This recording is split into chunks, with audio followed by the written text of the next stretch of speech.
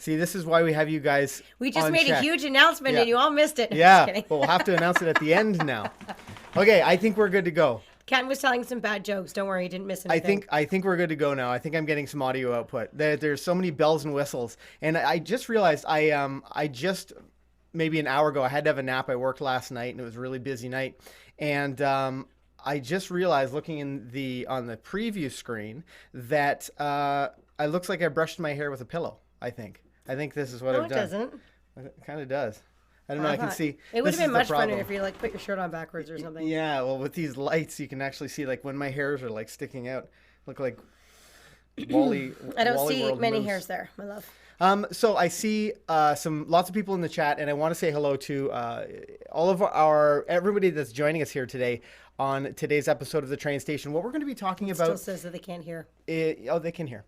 What we're going to be talking about is rewards. When rewards aren't working, this is going to be something that you may encounter in the most unusual scenarios. And Kayla and I often talk about puppy training, and this is the kind of skill and knowledge that you can have, or that you need to have for any dog in training. It's whether it's your young dog in training, or maybe it's even a dog that you've worked for some time and you've developed. You may be struggling with one aspect of your training. But I know that Kale really wanted to talk about it for her agility students and for our agility audience that joins us. Yeah, when you mentioned the topic to me, it just sort of reminded me about how often I talk about the use of food, or how to wean off of food, or how to get the dog to focus even when you don't have a reward in your hand, or how to transfer rewards. All that stuff comes up in agility on a regular basis. But even if you don't do agility, it's the steps that we're going to talk about today in regards to rewarding and food can be applied to so many aspects of your dog's training. So I think it's a really broad topic that can sort of maybe help, many ranges of people, not just puppy owners. So I'm excited about it. I think it'd be great. You know what I love about our community? What do you love? They know exactly what I want to see in the chat. If you're new, type new in the comments. And if you are a returning Train Station guest visitor, type what my favorite thing is in the chat. I know a few people have done it already. And because of that, I'm going to give you guys a... Welcome to the Train Station. Today we're going to be talking about what you need to do when your rewards stop working. I'm Ken Steep. I'm Cal McCann. And welcome back to McCann Dogs.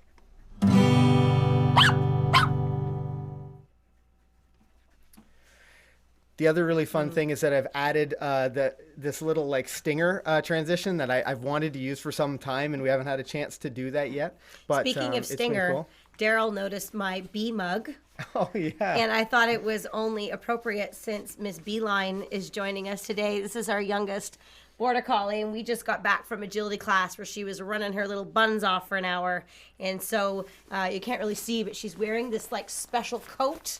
It's called a back on track coat, and it's really good to have the dogs wear it before and after they do exercise. So we didn't want to put her away right now because she's panting and still hot. So she's just going to hang out with us. You might see a little freckled head pop up from time to time. Now she just wants to sit on my lap. I want to say hello to everybody who's joining us here today. I see a few people that are new. Jamie Alexis, Bonnie Bartlett, Gemini Check 83. Nice. Look at all those new people. Yeah, Sonia Chance. And I want to say hello to our moderator for tonight, Dan and Ellen Luton, Kim Childress, AZ, Daryl, Mishka the Lab, Carla Martinez, Life of Finn. And that's as far back as I can go right now because our chat's moving quickly. So let's talk to quickly sort of give you an overview of how we're going to approach this tonight. I think we'll start off by talking about a few different kinds of rewards and how you can put some value in those rewards. And a couple of the rewards that we're going to talk about is food rewards and toy rewards, and then when it might be a good time to integrate both into your training. What might be some skill specific scenarios that you might want to do that.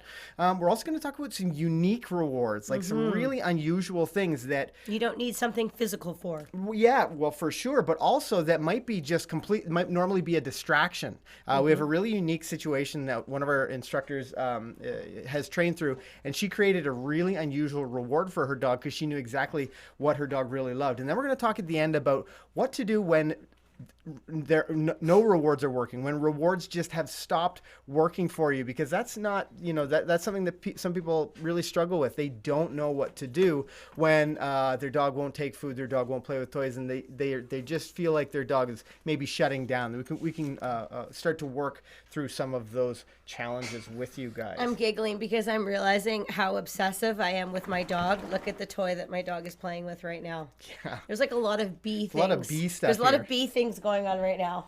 Okay, so let's jump into bringing value. We really like to use food as reward in our training for lots of different scenarios. I think you can. I think food is a really great way to reward a specific event, behavior, position, And most dogs like food. Right. Most dogs. Absolutely. Well, it's a resource of value, and what's really important about that resource of value is, if you, for example, we sometimes will get a student who will say, yeah, my dog's just not taking treats in our training. They just don't really want the treats. And one of the first things that we'll ask them is, are you free feeding your dog? And talk about the difference between meal feeding and free feeding. Yeah, so the difference between meal feeding, that was all of them together. Meal feeding and free feeding. So free feeding is basically similar to ways like that most people would feed a cat, not us though. So basically what it is you would put food in the bowl and then you would set it down and you would just sort of leave it out all day and allow your dog to kind of pick and choose, when they want to eat or how much they want to eat. And you just sort of keep filling the bowl, whenever you choose to. Meal feeding is when you have specific times of the day or specific meals, maybe not specific times, that you give your dog, once, twice, or 3 times a day that you feed your dog, and that you put the food down, allow them to eat, and when they finish the entire meal, which typically would just take a few minutes, you would remove the bowl and then you wouldn't put it back down again until the next feeding time. So they're 2 very different styles of feeding your dog, and we would not recommend that you free feed the dog, which was the first method that I mentioned. We would recommend that you meal feed the dog, and there's many reasons why. Yeah, well, firstly, I want to mention, look at the real estate that Kale has on screen here. This is like the sleeping situation in our bed. Oh, whatever. I'm like here in the. Oh, here my. Do you have enough room? He is full of baloney, everyone. We you don't even want to dive into the whole sleeping situation. Can you slide over just a little bit? I just want to be closer to you. Yeah. So let's talk about the value of food and how you can really leverage that. You can really take advantage of the fact that it is a resource that your dog finds really valuable at any age if you're doing things like meal feeding. A great thing to do if you have a dog who's just a little bit indifferent about food is to train them during a mealtime or just before a mealtime, because you know that they're going to be hungry. That can be a really helpful way to increase that value of your food. Just as a side note, though, before you get too much into that, there's a lot of benefits to meal feeding your dog in addition to what we're going to talk about in regards to rewarding, but there's major health benefits to it as well. When you're meal feeding your dog, it's very easy to control the amount of food that they're intaking, which means you can control their weight and their health more easily. But the biggest thing that we love about it is, we're going to have to take that from her, is that, if my dog's eating regularly and then all of a sudden I put her food down and she's not interested in eating one day, that is really obvious to me that she's not feeling well or something might be wrong. So that's one of the ways that we can tell if the dog's sick or whatnot, if their appetite is changing at all. But I think it's a great idea to meal feed them for many reasons, but the health aspect of things is a great addition as well. When you're meal feeding too, you can use those times of the day when your dog is start to anticipate being hungry. I know our dogs, if it gets to be like 6 or 7 o'clock, they're like, hey, hello, what about my dinner? So they're hungry. So those are when we have a young dog, that's a great time that we specifically train, because our dog's already kind of in like, I want some food kind of mode. And then we can say, okay, you can have some food, but let's do some things together in order for me to feed you. Instead of just putting the food down, sometimes we'll integrate that into like a little training session where we might hand feed the dog or do, a little bit of stuff that way, just to build in a bit of work drive, but make it really fun and easy for you to complete that. And knowing the value that your dog sees each food. So we often talk about knowing, your top 5 rewards, and they can be a variation of, a mixture of toys versus treats versus whatever. Something that you can do is place a couple small piles of treats or whatever the reward might be on the floor, and just let your dog investigate and see which one they pay extra close attention to, or which one they go to first. And that way you can really start to quantify the value to your dog and know that this is their number one food reward, and this is their number one toy reward. And knowing that is really going to be helpful if you get into a situation where you have to work through something that might be challenging for your dog. I can't stop laughing because the people in the chat are hilarious. I know, yeah. I apologize, April. She said, "Oh my God, Louis can hear Bee's squeaky toy wants to attack the computer." Oh no! I can only imagine. I'm sorry, April. We've taken it away from her now. So, talking about training a puppy, you need to keep in mind that puppies have little tiny bellies, that they might tire of food more quickly. And what we like to do is sort of prepackage our rewards. So for the day, for the week, we might cut up some treats, or make tiny little Ziploc bags of a training size. Maybe it's like a handful, or whatever you think your puppy can make it through without feeling like they've had enough. And then we'll place them in the fridge so that they're ready whenever we need them, or we'll place them wherever they need to go. And then we can take them out for our training sessions. And something that I was just thinking is having a nice broad mix of things is also really helpful. So we often see maybe somebody come to class and they've got one kind of treat. And if their dog is, feels like they've tired of that treat, it's real. All we need to do is come in and give them a couple of our treats that we've been carrying with us, and that can make a huge difference. We do that a lot. We'll just sort of switch up the food to something a bit different, and just because like a lot of people will say, "Oh, well, my dog likes this food in this situation," and they sort of assume that the dog's going to like it in like every situation. And sometimes you need to use different levels of rewards in different, places that you're training or you're practicing with your dog. But the other reason why we like to ration it the way that Ken was explaining is often if you're giving your dog their full meal and then you're giving them all kinds of food on top of it, they might get really chubby really quickly, but B, sometimes they're not that hungry, so they're not that drivey for the food. So if we know we're going to be doing a lot of training, we'll often pull back a little bit on the amount of food that we give our dogs for breakfast and dinner, because we know we're compensating with a lot of additional treats, and we try to stick to some healthier treat options if we can. I just saw that Dan shared a link in the chat there to our recipe for our tuna treats, and they are our go-to treats for our dogs, and also lots of our students' dogs are really liking it as well. It's very healthy, easy to make, and the dogs really like them, and they're light on their stomach. So if you have a dog that is a bit sensitive, like Beeline's very sensitive, and she works really well for those. So just a suggestion. We know it's a great distraction, but it's also a great reward for at the end of a recall or something like that. Now this brings me to my question of the day. What's your dog's favorite reward? What's the thing that they go absolutely crazy for? I don't know if you want to put that away or take whatever. What's the thing that they just love? They can't get enough of. And I'd like to talk a little bit about some of those rewards and how you can maybe take advantage of them. Oftentimes people overlook how beneficial it is to have a dog who naturally loves to tug. Or they assume that like the reward that their last dog liked is going to be the reward that their current dog really likes. So, all dogs find different things rewarding. It could even be, different types of foods, or if we're going to talk about toys, different textures of toys sort of, do better with some dogs than others. So it really is about being creative and trying different things, because every dog will eventually have one thing or a couple things that are like, whoa, I really like that. And when you can kind of figure out what sort of makes your dog tick, you can start to use that to train, certain exercises and really build on it at a rapid rate, because you're using such a high value reward. I think Daryl may have been responding, what's Luna's favorite reward? And he said, Toot toot? Yeah, or he may have just been throwing out a toot toot just to make me happy. And I'll tell you what, Daryl, it worked. But I see ball and tug toy. I know a lot of people really, their dogs really, really do like to play tug, to fetch a toy. Yeah, that's great. I saw a good question that came in from somebody down here. Let's see if I can find it. Julie Rathy says, what do you do? Or do they ever get bored of your treats?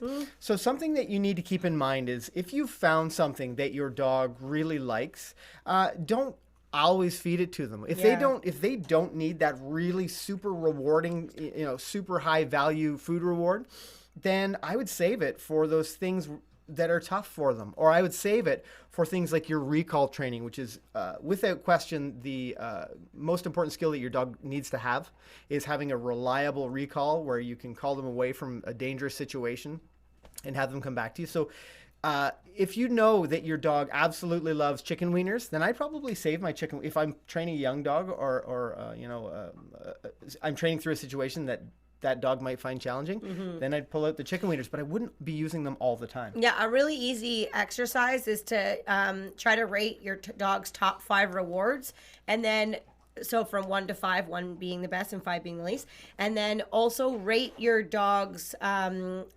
best to worst exercises. And I don't really want to use the word worst, but so for example, your dog has the most trouble walking on a loose leash or coming when they're called around distractions. What I would do then is take those particular exercises that are a little, my number 1 challenges, and I would pair them with my top rewards. If my dog was really good at, sitting and staying or responding to their name or whatever it might be, then I might use my, my number 5 reward, so that you can start to sort of balance out the focus and the energy and the drive your dog has to work based on what you're working on, and then of course what you're using to reinforce them. And it doesn't have to be food. You can mix up between food and toys, which I believe we're going to talk about toys next. So I want to jump into the chat for a moment and just see, just talk about some of what some of our the viewers dogs love. Ken just worked fire. Becky so Parker. If you're wondering why he's I'm really crazy, tired. I've been he's up for like 36 hours. Becky Parker, ball and tug toy. Gemini Chick has an interesting one. Their dog, her 4-month-old pup and her 4-year-old, they love carrots. Oh, so that's I actually a lot of dogs that like carrots. Yeah, isn't that funny? Yeah. Judy Tippert says tuna treats, cheese, peanut butter, and of course her mom's kisses. April Sowan says squeaky toys the size of a mouse. Julia Rathy says she loves to strangle this duck toy. Yeah, for sure. They all have their thing. Daryl said Luna loves to play tug. That's great. Carla Martinez, freeze-dried liver. There's so many wide things. Variety of different things that you guys are using with your dogs, and that's really great. And so this, not that it's a trick question, but I love the fact that you had an answer. I asked, what's your dog's favorite reward? And you're like, it's this thing. There's no question. And if you don't know, that's totally okay. Now's the time to figure that out. Find out what your dog is absolutely crazy about. Now, another thing that dogs find really valuable is our toys. Whether it's playing tug, maybe it's playing fetch, engaging with you in some way is going to be of high value and something that we're going to teach our dogs to do, our dogs in training. So talk a little bit about the benefit of toys and in your situation, how often you're using a toy as a reward. Yeah, so in my situation, being an agility trainer, toys are a really excellent way to reward a dog when you're training agility, because I can place that reward in specific locations to train my dog to run a certain way, to hold their head a certain way when they're jumping, to go certain directions. In agility, the training is a little bit different because we do a lot of obedience training initially where we teach the dog to look at us and focus on us. So we do a lot of hand feeding and feeding from our face and really getting them focused. And then once we move on to some agility training, we then want our dogs to listen just as sharply, but we don't want them to look at us. We want them to look ahead at their obstacle and stay focused on where they're running, but we want them to listen very closely. So one of the ways that we achieve that is by transferring the reward placement to a different location. Toys also too, I sometimes can get a dog to be a little bit higher minded by using a toy reward, which, helps my dog maybe to go faster in agility. So there's lots of benefits. I personally, in my agility training, I would say that I probably use a toy maybe 80% of the time, and then only 20% of the time I use food. And I use food for only specific exercises. So maybe rewarding the end of my contact obstacles, or rewarding my start line, or, doing some, technique-y work with jumping or whatever it might be. But most of the time, I'm using a toy for my rewards. But it all depends on the dog. I have one particular dog who really prefers food over toys. So I use a very specific toy with her that it's Hippie Shake, our little poodle, the cutest thing in the world, and she has this tiny little frisbee that just is a little bit bigger than her mouth, and it has a little pocket in it, and we jam it full of treats. And so she really likes to chase that, and then we open the little zipper up, and then we let her have the food. So that's how we transfer her on to a toy a little bit more. So Bonnie Bartlett makes an important point, and it's something that I wanted to talk about a little bit tonight. She says, my dog was rescued from a breeder and doesn't know how to play. Yeah. She's shy with people. She's very docile, but very smart and won't play. So sometimes you need to really focus your efforts when it comes to doing something like teaching your dog to like toys or teaching your dog to tug. I know we've got a couple of videos on the channel about that, but I really want you to invest some time in specifically teaching her how to engage with the toys. And something that's really important when it comes to teaching your dog to like toys is to create some value in them by doing things like animating them, by like putting them on a string or a leash or a line and moving them around, making them a little bit more interesting. Sometimes that can really activate that dog's chase drive. Go ahead. Thinking outside the box as well, you maybe can even just start with teaching her to play, even without toys. Right. So does she play with you without a toy? Where are you practicing these things? Are you practicing in environments where she feels very safe and very comfortable? Sometimes if you take a dog that's a bit apprehensive and you try to take them to the park, for example, and play tug and play, they might be too worried about their surroundings that they don't feel comfortable sort of being able to let loose. Or another way you can go at it, she might not like toys, but is she interested in chewing on a Kong or a bone, for example? You could then start to interact with her while she's chewing those things and start to interact with them as if they're toys. So there's actually different ways that you can kind of go about it. But if they're a little bit apprehensive, whether they're just disinterested or maybe they're apprehensive and they're lacking confidence, just standing in front and sort of waving a toy in the hand and tossing it on the ground, the dog's going to be like, well, what am I supposed to do with that? Yeah. So there's lots of different directions that you can go. We literally could do probably 500 live streams on this particular topic itself, so we won't get too much more into it. But there's lots of different directions you can take it that's not just specifically showing them a toy and expecting them to want to play with it. For sure. And try different toys. Try different density of toys. Try different textures. Yeah, lengths of toys so that you can maybe make it a little bit more exciting. Fur, like animal fur. Yeah, that's if you're into that,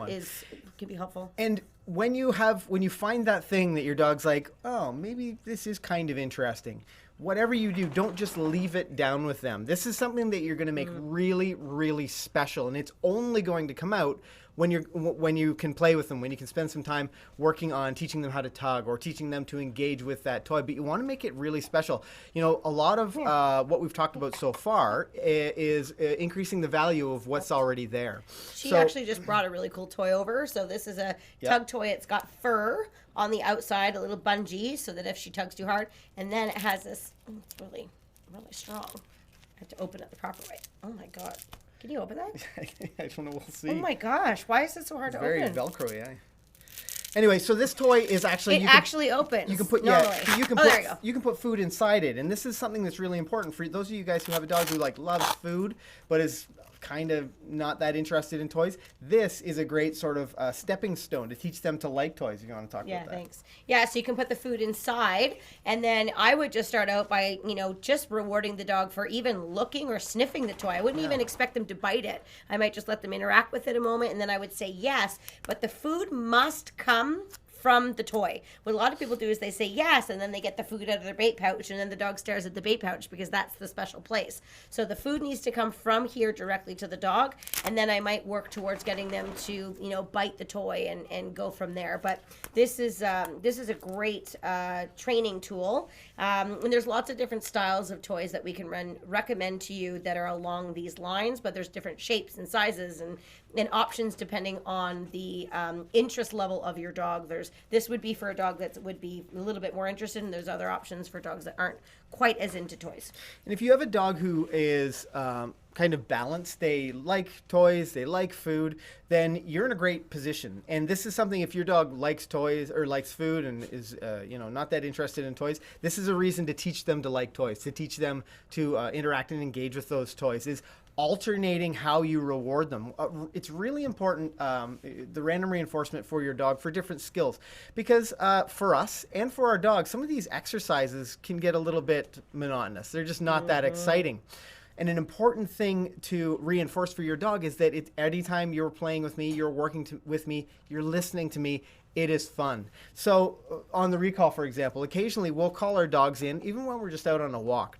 We'll call our dogs in and we'll reward them with food. Occasionally we'll, as they're on their way in, we'll bring out a toy. Kale will pop out a Tug toy and reward Funky, for example. Funky's a great example because she loves toys. But it's really nice to surprise your dog with something new and something interesting. It's a really great way to get motivation from them. It's so funny that you say this, and I feel this happens every single week with us. But this week I was teaching. We're connected. I know we are connected. We're connected at the shoulder. We in are. This episode. We should be wearing the same color shirt, and that would be better. Or just with one arm on each. Oh, you can't. With one arm on each side, and then the shoulders are together, and then we have to operate. Okay, this is getting weird. So this week I was working with a student, and she was doing her recall, and she called her dog to come, and he came, but he sort of was like a snail's pace. And she said to me, he comes pretty well, but like he's not that motivated. And if there was an emergency, like even if I try to get him excited, he just comes at the same pace. So I asked her what reward she was using, and she had a pretty good level of treat with her. And then I said, have you ever tried using a Tug toy? And she was like, oh, I don't really even know if he's that into toys. So I said, okay, bear with me. Let's give this a try. So I went and I grabbed one of the toys that I had. And I just it was really fuzzy and exciting. This was a little golden puppy. I guess he was like maybe 10 months old, so not really a puppy. But then I wiggled it in front of his face, and his eyes just lit up. He was so excited. He was grabbing onto the toy. So I said, let's try the recall again. So I had her hide the toy underneath her sweatshirt and go to the other side of the hall. And so I took him and was distracting him, and she called him, and he booked it across the hall all the way to her, and then they had a great game of Tug, and she said that was like the fastest she's seen him run on a recall in ages. So we had a great opportunity to talk about using a reward that your dog actually is motivated by, and using it towards teaching your dog to do any exercise. But the recall is a great one because you want them to come quickly and fast and anticipate a lot of fun. For sure. So I want to jump into the chat for a second before we move past alternating food as a toy, food and toys as a reward. Just to touch on a couple of these questions. Actually, no, let's go to this one first. So Julia Rathi says, when do you start teaching your dog hand signals and take away the treats? And I think this is a well-timed question, and I'll let Kale answer it. I think she's ready here. Yeah. Well, usually what we'll do when we are getting to the point, we're fuzzy. Yeah. Why are we fuzzy? I don't know. We're very fuzzy. We're not fuzzy in real life. No, we're not Don't worry, fuzzy in guys. real life. Usually what we'll do, I'm distracted by how fuzzy we are. This is really weird. Sorry. Oh, there we go. Sorry. Usually what we'll do when we're getting ready to get to the point where we're going to reduce food from some of our cues, whether it's verbal or signal, it would be signal first that we generally would do this from, is we would practice first with food many times. And when we get to the point where when we ask the dog to do the behavior and then we utilize the food, we're getting a really good response. But there's one really important aspect that we do when we're getting to the point where we want to get rid of food. And this is probably one of the most important things we'll say on the live stream today. When you're using food in your training, what you never want to do is preempt or pre-cue the dog with the food before you tell them the cue that you want them to do. So if Ken was my dog and I took a piece of food and I put it on his nose and he was excited about it, and then I asked him to do a behavior, what would happen if I do that every single time? When I ask him to do a behavior, he's going to say, well, where's the food you put on the nose? So, or, that you're going to show me. And that's why a lot of people say, well, my dog only listens when I have food. And it's usually because people don't really know about the timing, and they end up sort of like bribing without even knowing it by saying, hey, here's the food. Will you please listen to me? Because I would listen to Kale if she had food. Yeah, or sweets. Yeah, really, sweets I could get him to do anything that I wanted for Absolutely. sweets. So really, what we would recommend that you do is say the command, and then within 1 second, since that's the dog's learning time frame, present the food. What are you smiling at? Nothing. Go ahead. Okay. You would say the command, and then you would present the treat 1 second later, and then you would go on from there, and then eventually you would just eliminate that second step of using the food, and your dog would be able to go off of the particular cue that you were using. But it won't work as well if you don't have your steps in the correct order. So it needs to be cue, stimulus, reward is the process that we follow when we're training our dogs. Cue, stimulus, reward. Cue could be physical, it could be verbal, it would be whatever. Stimulus would be, it could be by luring with a piece of food, it could be with shaping, it could be with placing the dog into position, showing the dog what to do, and then of course a reward could be, food, toy, pet, praise, play, all kinds of things. So that's the formula that we follow when we're training anything in dog training. Cue, stimulus, reward. And the ultimate goal is to remove the stimulus in the middle and just cue your dog and then reward your dog, should you wish to do that. Yeah, and it comes down to timing. And I see Mishka the Lab in the chat tonight. And I know Mishka the Lab had lots and lots of questions about, my dog will listen when I have the food, but as soon as the food goes away, my dog stops listening. This is exactly what we were talking about, that order of events, that you're not bringing out the food first. And I think that was a really important question to mention. Now, when we got out of focus there, Daryl said, I thought my prescription went bad. So or you just thought we were really fuzzy. Yes. Your prescription didn't go bad. You're good to go. Sonia Chance says, mine's destroy all toys right away. And that's really important to keep in mind. We have dogs that will demolish certain toys. Funky Monkey is one of them. Deegan as well. And maybe not so much now as she gets older, but we wouldn't leave her. And it's not because they're bad dogs. No. It's just they have just a little bit more drive or desire to do something like that. And they're different style chewers. Yeah. So when you have a dog that will destroy toys, then you need, if you have a toy out, like an interactive toy, because there's a huge difference between a chew toy and a toot a chew toy and an interactive toy. An interactive toy is something that's softer.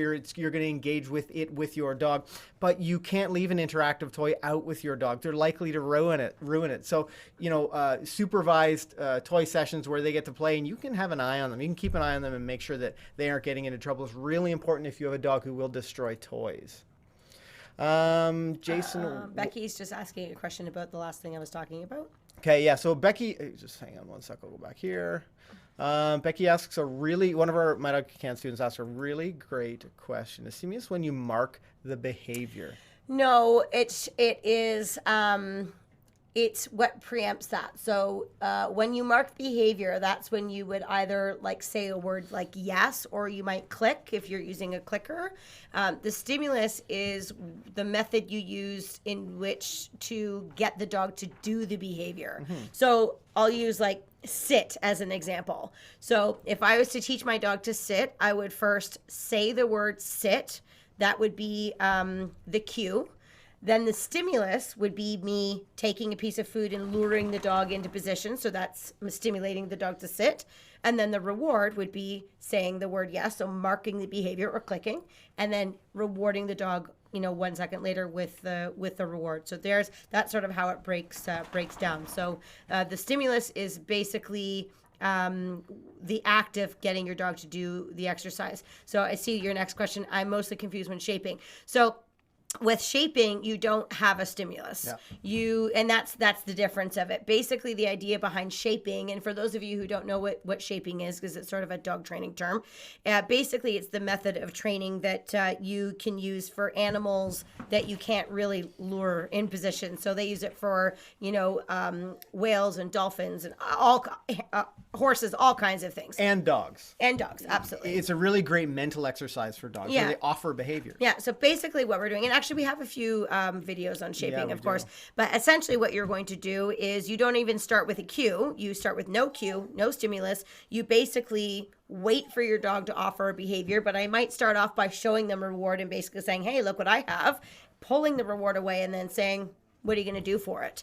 And each time the dog does something even a little bit close to what I'm wanting them to do, I would mark it with the word yes, and then I would reinforce the dog, and then I would sort of pull back a little bit, and then I would wait for the dog to offer either the same behavior or something slightly different and closer to where I'm getting it. I always explain it's kind of like that hot and cold game you would have played with your friends when you were little. So, the closer they get to where they're supposed to go, you would say warmer, warmer, warmer, hot, hot, hot. Same thing sort of is happening with this particular exercise, but there's no negative feedback at all. You don't say no, tell them that they're wrong. The only style of reward that they get is positive. Let's move on to some unique rewards. And this is Yeah. sort of, it's a good opportunity for us. We've talked about food, we've talked about toys. And one of our instructors had a really interesting situation where her little toddler puppy absolutely loved the water. And it was a distraction for her. It was a real challenge to keep her toddler puppy focused on her when she was training. So what she did is actually turn that distraction into a reward, knowing that her puppy loved the water so much. She put a leash on him or had a line on him when she was training around there. And then she would get him to work on a skill, maybe work a sit or respond to name or whatever. And then when he came back to her or when he checked in with her, then she would allow him to go and splash in the water. And he loved this. This is something I thought was a really interesting. If you feel like, I've tried it all, I'd like to find some other way to reward my dog, and your dog, there's something really interesting that your dog loves, like Hippie Shake is a good example. Yeah. So you can maybe talk about this, how you might be able to use a unique reward for your dog to get the motivation that you really, really want. Yeah, I've used unique reward training in a couple different scenarios. One in like our basic training at home, and then many others in agility. One of the things that I did for my basic training at home is she's a little bit older dog now, Funky Monkey. She used to be terrible when she was young about jumping up at the door, and so she'd scratch the door, and she was a little bit obnoxious. And so what I would start to do is wait for her to sit or ask her to sit. And then as soon as she sat, I would open the door and let her go outside, because what she wanted to do so badly, she was jumping out of pure excitement because she wanted to go outside and play and run. So in order for her to be able to do that, to give her what she so desired, I didn't have to give her cookies or anything like that. She wanted to go outside so badly that I would get her to sit and be calm, and then I would let her go. As far as agility goes, one of the ways that I built more motivation and drive and understanding in some of my dogs, and I had to do the most of this work with Hippie, our toy poodle. Yeah. Initially, when I was teaching her to do the weave pulls, she did them, but she wasn't like fast or motivated. So she has two things that basically are like the be all end all for her. Number one is chasing our other dogs, and number two is attacking the hose. Those two things are the two areas in our life where we see her totally and completely zoned out with happiness. So I pulled weave pulls to my house, and I would practice the weaves, and every time she did a great set of weave pulls, we would let the dogs go, and we'd let her go excuse me, for a little romp around, and then we would call them back. We'd send her through the weaves again, and then we would send the dogs out. Or we would get the hose, we would send her through the weaves, and then we would let her attack the hose. So not that you can take a hose like to an agility arena or whatever, so I had to do some side work, but she did the fastest weave pulls I think I have ever seen little her do, because she was so into the reward I was using. It was much more valuable to her than any treat I could have given her. Right, and it's so important. What's really important about that is that Hippie understands that the reward comes through Kale. Yes. She's not just, doing some behavior and then going for it. Kale's giving her that opportunity, or she's saying, okay, go. And then giving her permission to go. Exactly, yeah. Mm-hmm. That's what's really, really important if you're picking one of these unique rewards. And I think it was a lot of fun to see this start to take shape with Hippie. And I think this is something that people can really take advantage of if they have a dog who just is a little bit awkward about playing with toys, or just not that comfortable, or they don't really love them, and it's not a situation where you can reward with food. Couple of these examples are a really great way to connect with your dog and have them understand that they are rewarded for completing a task. I think we've mentioned this in previous live streams, but I had a student one time try all kinds of rewards in agility class, and it turned out one of the dog's favorite things outside was pine cones. It was a little Chihuahua cross, so she started to bring a pine cone into class, and she would throw it and let the dog pick it up, and we'd take it from it pretty quickly because it was not a great thing to chew on, but it really worked. And another thing that people have had a lot of success with is the chuck it. So a lot of dogs get so crazy excited to play chuck it, so we are having some of our handlers bring their little chuck it wand into agility class and, chuck the ball after the weave pulls, or chuck the ball after a tunnel or something. And it really ignites the dog's drive and excitement to work. All this information, we're going to jump into the chat. And my dog has stolen the squeaky bee. I can hear her. Come here, squeaky bee. Again. Bee's got the bee. So let's jump into the chat here. I see Gemini 80. Quiet. Gemini Check 83 says, "Can I do agility with Shih Tzus in fact, you can. Oh, yeah, we absolutely. have Shih Tzu students. Yeah. That have been done an amazing job with their dogs. Yeah. And it's so much fun to watch those little dogs. Yeah, we actually have a couple little zoom around the agility Havanese course. in classes right now that are awesome. Yeah. Any dog can do it. I see our audience, our viewers, are pretty entertaining. I saw the conversation there, and then Nappy said, "In Russia, dog train you." No. Very good. I think. Is that your Russian accent? It was terrible. Yeah. I mean, it was. I'm cold. I haven't done any. What's the word I'm looking for? A Russian accent in a while? Yeah. No, I haven't done any practice. I can't think of the words. The words aren't coming to me right away. And I don't know what you're talking about, so I can't help you out. No. My dialect is. Okay. So let's talk about, for those of you at home who are thinking like, there are times when rewards just aren't working. My dog looks like they don't want to have any part of this exercise. They don't want to continue on, working on this skill. Maybe they're stressed. Maybe, they've just had enough of training. Maybe you're stressed. I mean, there's so many factors that can really play into your dog training. So one thing I want you to remember is to always end on your terms. So if you have a dog who's like having trouble, maybe they're walking on leash and there's some noises and they start to stress out, remove yourself from the situation. And something that that immediately strikes my mind when we talk about some of this stuff where dogs may have situational issues, whether it's they worry about a noise or another dog or men or something like that, is as a firefighter, when we go to certain emergency scenes, we will establish a hot zone, which is the area in which is most dangerous. It's most hot. Yeah, it can be. I mean, it's not always a fire, but a warm zone. I was actually trying to be funny, but Ken didn't think that was funny. Oh, I missed it. Sorry. A warm zone. Now I'm on a roll. My brain is going, and I want to get this okay. information out. A warm zone where there's a minimal amount of danger. It's not immediately life-threatening, but you still need to have protective gear on. And then a cold zone, which is absolutely safe, and anybody off the street can be in this cold zone. So in dog training, you may find yourself in a situation with your dog where you find a hot zone with them, where they're just like, okay, I have had enough of this, or I'm really worried about this thing, and you need to remove yourself from that zone and get to a point. I would go right out to the cold zone where they're relaxed and comfortable.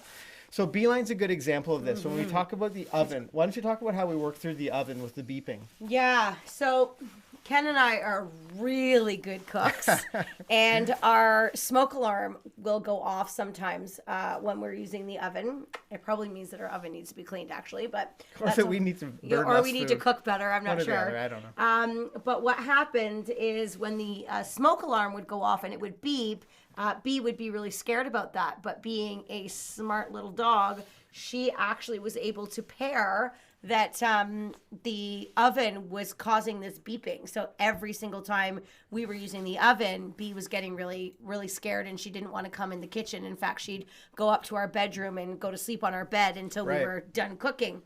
So initially, we would sort of bring her into the kitchen. Okay, I can't talk because your face is in my face. Good girl. Initially, we would sort of bring her into the kitchen and try to play with her. And she would come in and she would play, but it was almost like a little bit too much for her. So we would just sort of let her go and do her own thing. And we never begged her. We never coddled her. Sometimes people were like, oh, no, it's okay. It's okay. We just basically disconnected from her and just let her sort of go and do her own thing. And when she was sort of showing a little bit of interest and sort of coming to the kitchen door, then we would start to say, oh, hi, girly. And we would sort of play, encourage her to come in. And she loves to play tug, and she loves to play tug with Ken. So Ken would get the tug toy out, and every time she would come in the kitchen, we would start to play tug with her and make her a lot of fun. But then after that was finished, we would then allow her to go out of the kitchen and just do her own thing. So we sort of put the pressure on a little bit, and then we allowed it to come off. And then we put the pressure on a little bit, and then we allowed it to come off. We didn't force the issue, because sometimes when you're dealing with dogs that are stressed or anxious, forcing them, and I don't mean like heavy-handed force, I just mean like making them work do in that it. hot zone or in an area where they're not comfortable. Exactly. If they're not emotionally at the point where they can handle that, you actually can do more damage than good. She's a very sensitive dog. She's very aware of pressure, whether it was with this oven thing or sometimes it can be with people. So when people come into her space a bit too quickly or they come onto her too fast, she can be overwhelmed and often sort of backs up and she's not too sure. Yet there's other times where if she feels comfortable, she'll like jump right up into people's arms and kiss them and be totally fine. But it's all about how comfortable she's feeling in that moment. So my job as her owner is to read her body language and then make the appropriate decision in that moment as to whether I'm going to just let B be, or whether I'm going to say, okay, this is going to be a learning opportunity and I want you to work through this. And it can be very, very difficult at times to make that decision. But yeah, that's sort of. Dan, our moderator, mentions, wouldn't it just be easier to train Ken to cook without burning everything? Well, Ken is very good at putting fires out since he does that for a living. Yeah. But yeah, he makes a good point. I mean, I can't argue that. Yeah, that is a very good point. Getting back for a moment, just so that you have a deeper understanding of, what's going on here when your dog is stressed about noise, let's say, for example, or with Beeline, she connected the beeping of the smoke alarm with being stressed around the stove or the oven. Every time the oven would turn on or she'd hear the beeps going, she'd be like, okay, this is enough. But think about that. So she would get stressed when she was within, let's say, a 5-foot circle, 8-foot circle of the stove. If we were at 10 or 12 feet or she were in the other room, she was okay. She's still aware that the stove was on, but she wasn't, completely freaked out. So that's a great place to work your dog. If your dog has an area where they're like, ooh, this is enough for me, you go to that warm zone. Go to that area where they're still kind of aware that there's something going on, but they're able to take food. They're able to play tug. They're able to take some kind of rewards from you, and then slowly work your way back towards that hot zone. Kayla was talking about, moving forward, those progressions. Build on a foundation of success with your dog. Allow, them to to guide you, to let you know when it's, when it's appropriate to get closer and when it's appropriate to make it more challenging. Nick Garber mentions you could reward him by letting him toot. Good. I don't know if the dogs love this sound, but maybe he means the other toot, which is kind of funny. By letting them toot? That's funny. Yeah. So keep that in mind. If you find your dog is just not taking food, and dogs will do that. They'll just not, if they're really uncomfortable with the situation, stressed, they don't want food. Think about it when you're stressed. Or they don't want to tug. For sure, yeah. So you need to remove them from that situation, find the point where they're like, okay, I'm okay with this, and then you can start to work your way in concentric circles around And just that. before we move on from that point, always never underestimate the power of your energy and your voice with your dog. There's lots of times where I've been able to reinforce her without having a physical toy or treat. It could be in, the way that I speak to her, the tone of voice that I use, when I choose to use my voice, how I am with my body language. Sometimes if I just get down and silly and, she can sort of, feed off of that energy. So sometimes you can use that as well. Or if you have a leash on your dog and they're really stressed about something, sometimes it can be something as simple as sliding your hand on the leash and turning your dog away with the leash and, moving them and guiding them to a new direction. And sort of, it's just like, if Ken was really scared and I needed to help him, I just might take him by the hand and lead him into a more positive place. No worry. Away we go. I'm sure that's the voice Kayla would use. I'm not sure I could go that low, actually. I've got this. Actually, that's pretty good. Well, I guess so. Anyway, so there's lots of other tools to use. So please don't panic if your dog's not all about the food or the toys, or if they're stressy in a moment and they don't want those things. You can help them in other ways as well. For sure. Yeah, I love that. And that's something that I intended to talk about, is how valuable it is to use your voice to bridge that gap between rewards. It's okay, honey. I'll fill in your gaps. Yeah, it's really good. So, Melinda Miller says, I want to use a tug for an agility reward. My dog loves tug more than anything at home, but isn't interested at her class. Is this just her personality or something I can train? I love that question. Great comment. Yeah.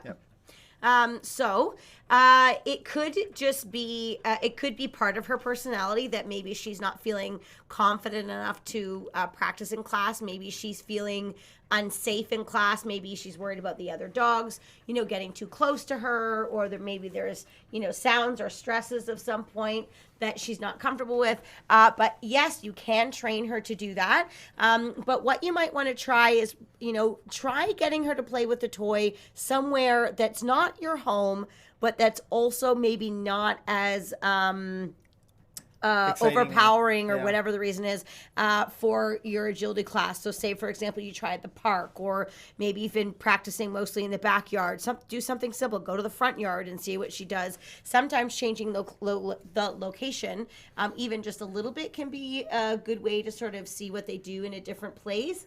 And then the other thing you might want to try is, go to where the place that you have your agility classes.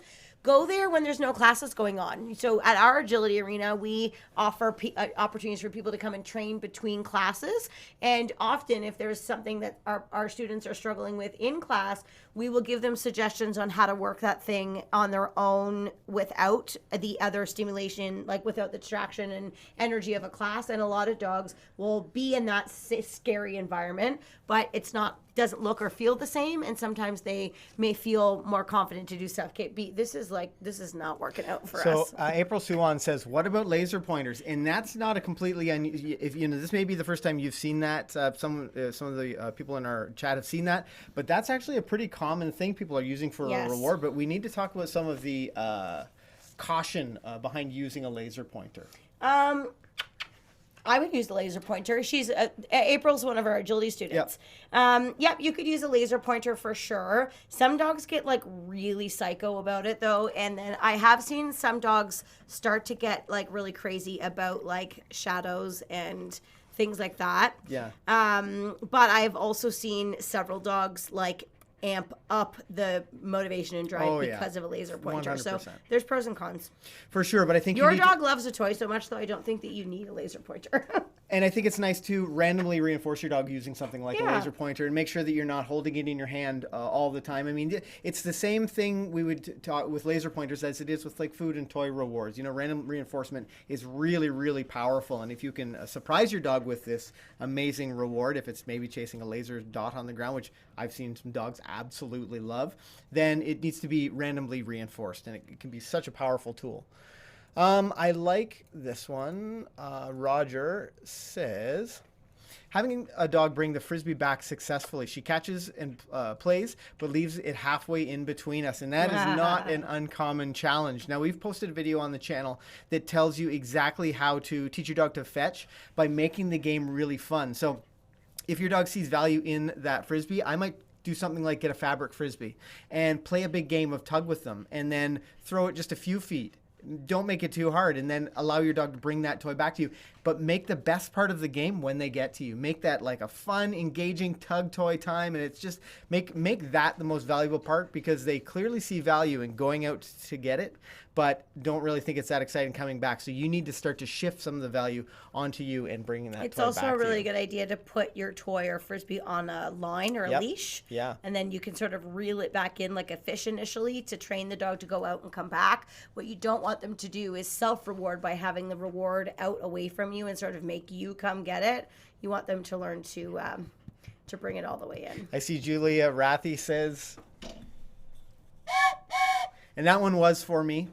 Which I certainly appreciate. She also asks how old B is. B is 2 years old. She just turned 2. So Katie C mentions, tips for helping family members understand this. My puppy isn't thrilled by new people, but my family consistently tries to push themselves on her. I try to tell them to let her come to you instead. And I think this is helpful, because this is something that we work on with Beeline. Yeah, it can be really difficult because, obviously when you see a puppy, they're so cute and everybody wants to see them.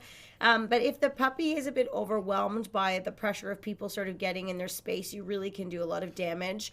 What you really need dogs to understand is that they can trust people. And if people are doing things that the dog feels sort of uncertain and unpredictable, the dog is going to be more apprehensive. So it is imperative that your family members are respecting the dog's wishes in that moment, and that you're controlling the situation so that you can help build the trust between the dog and your other family members very slowly. Be careful about the types of scenarios that the puppy is being put in, that they're not being cornered or